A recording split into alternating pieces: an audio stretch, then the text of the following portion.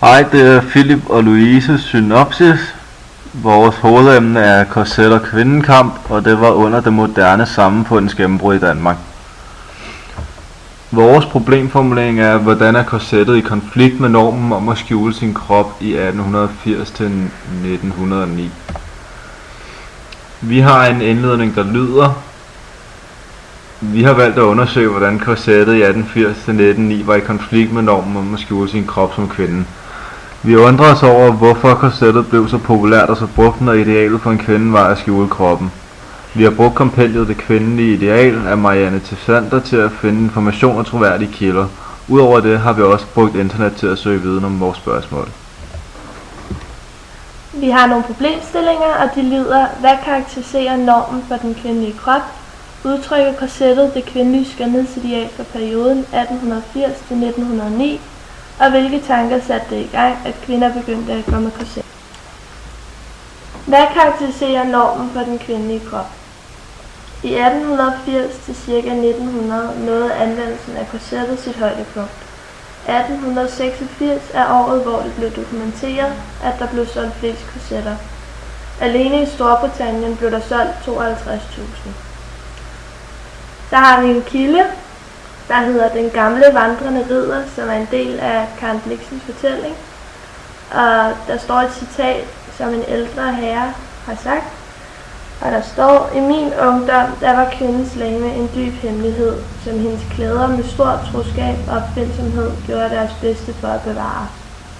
Kilden, det er en troværdig kilde, fordi at det er nedskrevet. Og ud fra citatet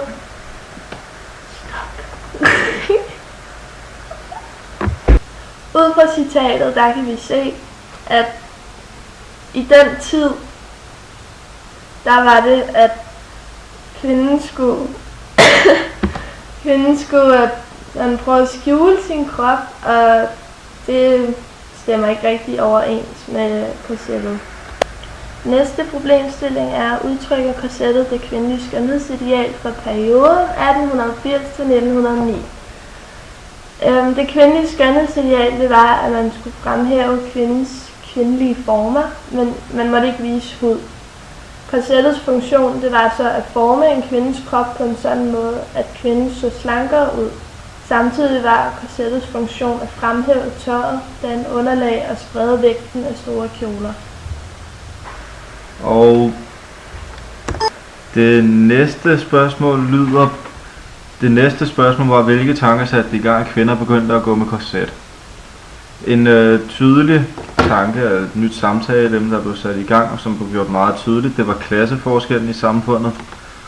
Derfra har vi en kilde, som kommer fra avisen Samfundet, som er fra den 12. december 1900.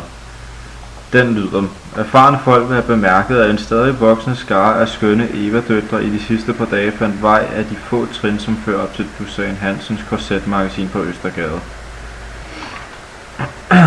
Det var Dusan Hansen, har vi læst os til, var en meget dyr og meget fin korsetmager, så at sige.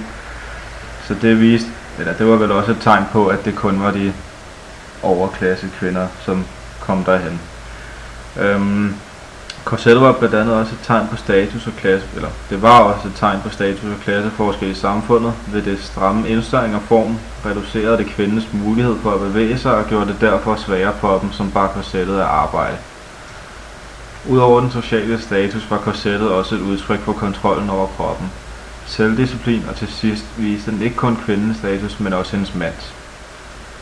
Men på den måde, at hvis hun havde nok penge til at rende rundt med et korset og ikke kunne arbejde, må det betyde, at de også havde mange penge. Udover det satte korsettet også seksuelle fantasier i gang.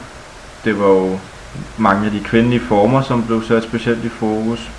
Brysterne, hofter, numsen. Og fra det punkt af, så blev en kvindes krop ikke længere gemt, men fremhævet. Så har vi vores konklusion, og den er simpelthen bare for sig, at I bliver nødt til at gøre rigtig godt efter. Okay, der var lige mindre teknisk fejl, men den var så sej, at I ikke kan se den på skrift, for ja, sådan er det. Ud fra vores svar på vores problemstillinger, der kan vi konkludere, at brugen af korsettet i 1880 til 1909 det stred stærkt imod normen for den kvindelige krop. Ud fra påklædningen kan man se, hvor i samfundet de befandt sig.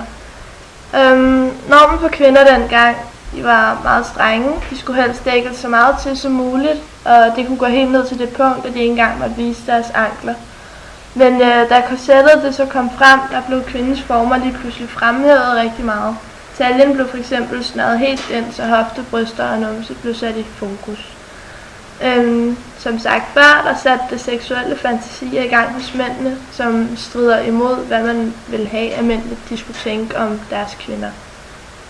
Hvordan stopper man det her? Helt